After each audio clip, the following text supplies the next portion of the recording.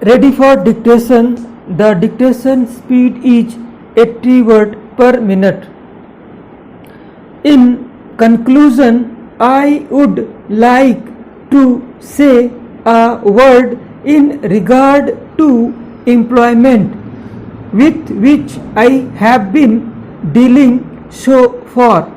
According to the figures supplied, the number of displaced persons from Bangladesh employed through employment exchanges is only 37,000. This is very meager compared with their total number, which comes to 32 lakhs. According to the official figures, this is with regard to Bangladesh refugees.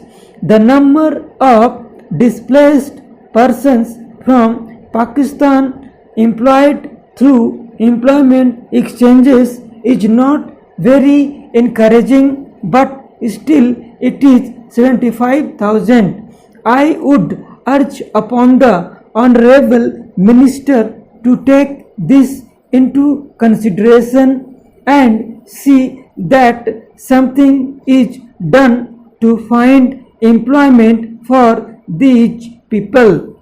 Of course, there is some expenditure incurred on general education and vocal training, but when we look at the number of persons who have been given vocational training, we find that the number already trained and under training is only 17,000.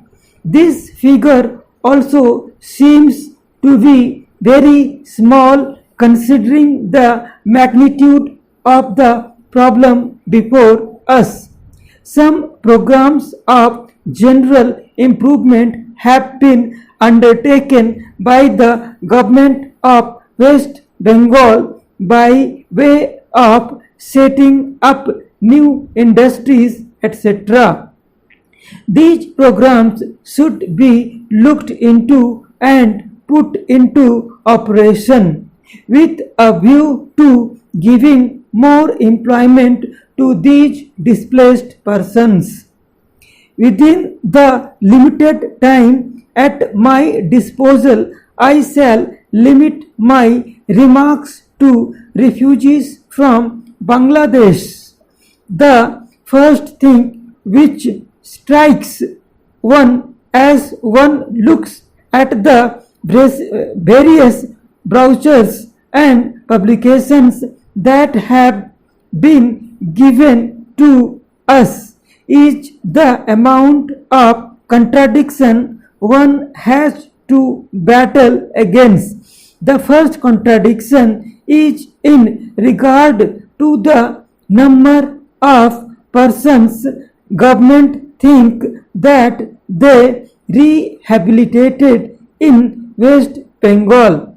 Granting that it is difficult to make a final assessment of the number of refugees who have come from Bangladesh, it is still true to say that at least there should be some sort of parity between what the Union Ministry says and what the West Bengal Rehabilitation Ministry says.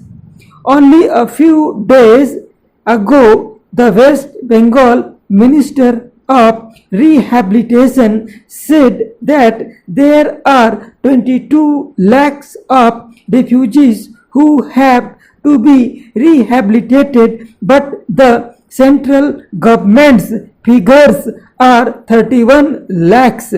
Unless the government know the number of people they have to budget for, it is rather bewildering to know how they mean to plan in bringing about their rehabilitation. As a matter of fact, many other sources believe that the figure is far higher, but in any case, there should be some parity and some idea as to the extent of rehabilitation problem which will remain before the people of West Bengal. The other contradiction is this. On the one hand, Srimati Renuka Ray say that in the near future they will be making a successful completion of the work of economic rehabilitation of refugees in that state. But only last year Sri A.P. Jain said that as yet the problem of the displaced persons from Bangladesh was a matter which was giving some concern. I really do not understand why, in spite of Sri A.P. Jain reconciling that the problem is still quite serious, Srimati Renuka Ray should have made such a statement. Yet, when we heard the Honorable Finance Minister, we find that there has been a big shortfall in rehabilitation budget. I think that if the fact-finding committee's report had been published, the assessments that we have rehabilitated about 50% of the people of Bangladesh who came over as displaced person would have become quite clear in this regard to its incorrectness. As a matter of fact, when we went round the campus and colonies in West Bengal, we found that as yet not more than 15% of the people have been rehabilitated in the sense that they are able to eke out their subsistence on the poorest levels. It is not more than 15%, and I think the figures of the fact-finding committee are still lower. I think this is something that we have to make very seriously and put our minds to and apply all the resources that we have to find out how we will be able to tackle this problem of rehabilitation.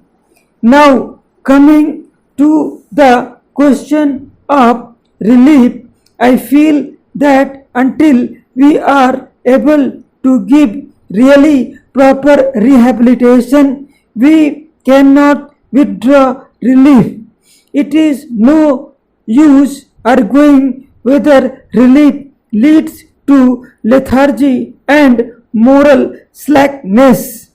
Unless our rehabilitation policies are fruitful, have we any right to starve the people to death?